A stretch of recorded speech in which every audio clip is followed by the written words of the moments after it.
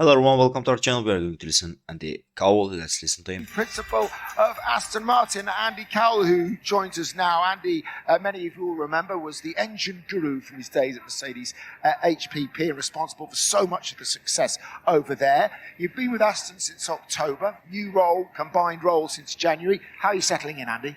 Yeah, good. It's it's a real privilege and honour to work for Aston Martin and to lead the business. And we're just looking forward to building. We've got new factories together. Wind tunnel now operational, so being used for development from today. Just focusing on the race car and how do we get every single department to improve bit by bit. How different is it for you? I mean, I don't know how many people you had at HPP, many hundreds, I know. You're in charge of, motivating and controlling and directing those number of people. What's it like now being right out front and leading a team? It's very similar. Both organisations are, they're engineering businesses. It's about improving the product, looking at all the areas that affect lap time. How do you reduce lap time with the effort that you've got? So that's very similar. Engineers are largely the same, whether they're working on a power unit or on a race car. A little bit different talking to you in an environment like that. So things like that are different. But, still the game of how do we make a race car fast. When we looked at your performance in testing, there were a few people going, there's a blank canvas, if you like, for Adrian and for Enrico Cardile when he comes in as CTO at some point this year, and yourself to put together. But what about that? You've got a couple of cars in the top 10. What are we to read into that? And have we all got it wrong from testing? Well, testing was, it was complicated. The weather was changing a lot, and we were trying lots of different things. As soon as you get to a race circuit, you get very limited track running. And as we saw, track evolving, 2 red flags. And so we used Bahrain to do lots of experiments, lots of tests on all the bits that we've got. A little bit of test work here now, but now just getting into that routine of trying different tyres, giving the drivers time on track, understanding tyre temperatures, and just getting ready for qualifying and then the race. So we see in the testing, you go out with those massive aero rakes on the front and all the Flovis paint flying off the back of it, and we hear, we're going to look at the data tonight. We have and we'll sort ourselves out. Learning's a funny word that creeps into Formula One a lot. From the test to here, can you go like bingo? We look at the Flovis. We know we've got all the data from those rakes. We're going to improve this a lot now. I think from all of that testing and looking at the data and crunching the numbers, you learn about what it is that's really helping the load of the tyre onto the track. And the aerodynamicists, they talk about 3 worlds. There's CFD, there's wind tunnel, and then there's track. Track's the real one, the rest are simulations. But you do a lot of the development work in the factory. So putting aero rakes on helps you look at the flow field behind the rear tyres, behind the rear wing, in the floor. And then it's tying that up with what you can see in the wind tunnel, what you can see on the loads on the car. And then just looking at what's the best combination of all the bits, what's the fastest car, and then doing a setup to suit each circuit that you go to. And that's the fine-tuning that we're now doing here today. We talked to one of the designers a little bit further up the paddock, and he was talking about percentage of time that's going to be focused on the 2026 car. One of the key balances this year is for that.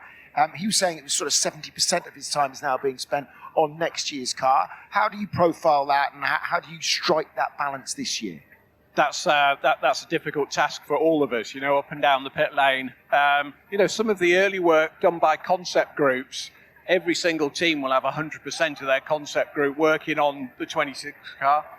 But then the engineers that are trackside, refining the car with the parts that we've got, all the way to the last race, they're focused on this year's car.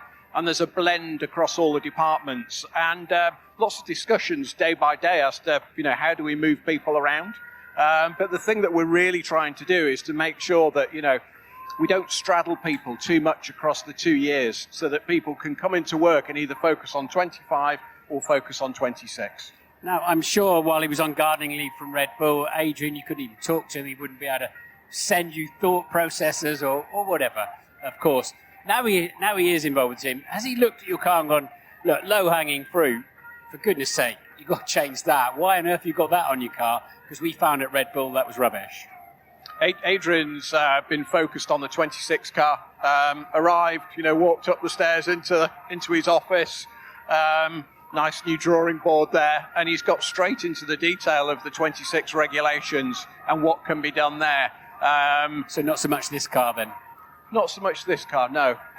We're putting a huge amount of effort into 26 as we've become a works team, developing the power unit with Honda, Aramco fuel, Valvoline lubricants, and just using all the equipment that we've got in the new factory, on campus, and how do we get all of that pulled together to give us a good step forwards. So this is not going to have any of Adrian's signature on it in the next few races then?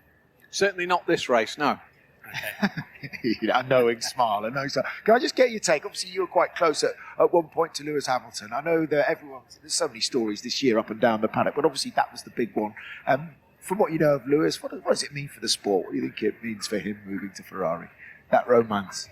It's great. I've worked with Lewis for a few years. He's a super fast driver, but he's doing what he wants to do, and I admire him for doing that, and I wish him well, but not too much success. Now, Fernando sometimes lets his team know in no uncertain terms that he's not happy. Are you ready for that? Yeah, Fernando is this great competitor, sort of, hugely driven. And like all of us, when it's not going as we'd like it to, sometimes we say. Fernando's one of those characters now and again that's on the radio. That's fine. The key thing that I want is for him to come and have a chat with me. Come and let me know what the problems are, and then we'll work on them and make progress. Rather than letting us know first, as he has done occasionally in the past. Very quickly, what's the targets for this year, Andy? To learn and to get everything to work well together. All right, appreciate it. Thanks very much. Look forward to speaking. Yeah, it was a really interesting and really informative interview, and for me it was the most interesting part to hear that we didn't have any sign on this year cars from the Adrian Newey. He is completely focusing on the next year's car, and it will be very interesting. Maybe he will find some glitch on the next year's regulations, or maybe he will make an epic car on Aston Martin to give maybe to Fernando Alonso one more trophy to win the championship. And also they are just Stroll. Daddy Stroll is spending a lot of money on Aston Martin and to their factory. There's a picture on the internet. Maybe you have saw that picture. The comparison between 2020 and 2025, that they had a mega job on there. They are trying so hard, but Alonso is okay, but the second driver of them is a little bit, let's say, problematic. Maybe they need to change the Lance Stroll and to take their more serious Formula One driver. I don't think is so good to continue the way after spending a lot of money with Lance Stroll, but the daddy's money is there. But we will see. But if I were there, I would replace him with the other driver, because we are watching him a lot of years in Aston Martin. He's not making, let's say, any progress, but we will see what will happen from next year, and also this year maybe he will show us something, but I don't believe that he will show something. If you have any thoughts about this topic, just don't forget to like the video, comment it, and subscribe to this channel.